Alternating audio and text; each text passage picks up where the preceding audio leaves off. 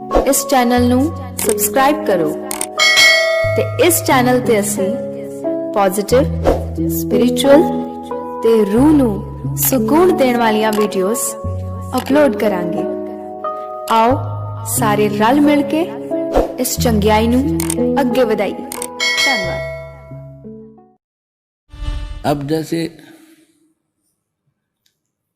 इस दास की ड्यूटी परमात्मा ने जहां से शुरू किया, मेरे स्वयं घर वाले भी नहीं मानने को तैयार थे, लेकिन मुझे विश्वास दृढ़ हो लिया था। और फिर ये ऐसे समाज के अंदर प्रवेश करना, अब मुझे फिर एक सीन याद आया करता रह के। एक बार ये दास मेडिकल में गया था किसी रिश्तेदार को मिलने के लिए, इस ज्ञान प्राप्ति से पहले। तो वहां मेडिकल रोहतक के अंदर एक 13 नंबर वार्ड है, उसमें मेंटल वार्ड है। वो डॉक्टर उन मेंटल व्यक्तियों का इलाज कर रहे थे और वो उनको गाली दे रहा था, मैं तेरा जमाई हूं। डॉक्टर कह रहा था हाँ जी ठीक है, हाँ जी ठीक है। उसका गिरेबान पकड़ लिया डॉक्टर का, दो तीनों ने छुड़वाया, बैठ जा। और फिर भी उनका ट्रीटमेंट कर रहे थे। और जब वो उन ट्रीटमेंट ठीक हो गया, वो स्वस्थ माइंड हो गया, फिर वही यूं कह रहे थे, डॉक्टर साहब नमस्ते। तो दास की ड्यूटी इस पागल वार्ड में ला रखी है।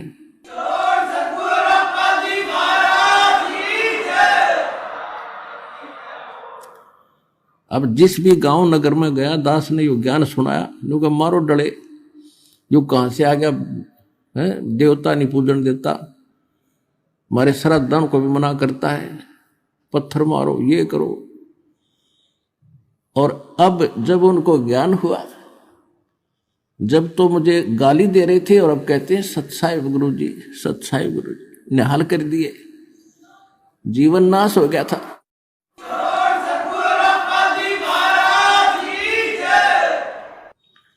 तो परमात्मा ने ये ज्ञान का तूफान उठा दिया। अब ये ऐसा काम करेगा, जहां भी कोई सीडी देखता है, डीवीडी, या वैसे एक टीवी चैनल के माध्यम से सत्संग सुनता है, तो अमृत वचन है, झंझोड़ कर रख देगी आत्मा को। कति ये सत्संग है, साध का सत्संग है, ये नकलियों का नहीं है। और या कोई पुस्तक पढ़ते हैं, जब पुस्तक पढ़ेगी आत्मा, मन चाहे कितनी बकवाद करो, आत्मा हृदय से मानेगी कि ज्ञान ये है, और अवश्य कहेगी कबीर भगवान है। और चाहे वो कहीं फंसा पड़ा किसी भी ग्रुप में, किसी संत के पास, या किसी पंथ में, या किसी धर्म मजहब में, जब आत्मा सच्चे दिल से मालिक ने अवश्य पुकारेगी, जब इस ज्ञान को सुनेगी कि हे परमात्मा, हे कबीर जी, दया करिए अपने आत्मा पे। यानी वो निकल नहीं सकता वहां से, लेकिन फिर पुकार दिया हृदय से, तो उसी दिन परमात्मा ने कह दिया यो मेरा हो लिया।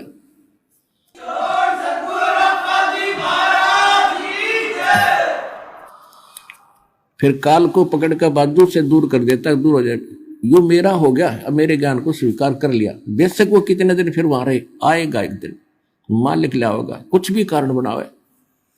तो इस प्रकार परमात्मा ने कहा था कि तेरा ज्ञान सुनेगा वो तेरा, और मेरा मानने का फिर उसका निकट मत आ जाइए। तो इस प्रकार ये परमात्मा का ज्ञान पूरे विश्व में फैलेगा। और परमात्मा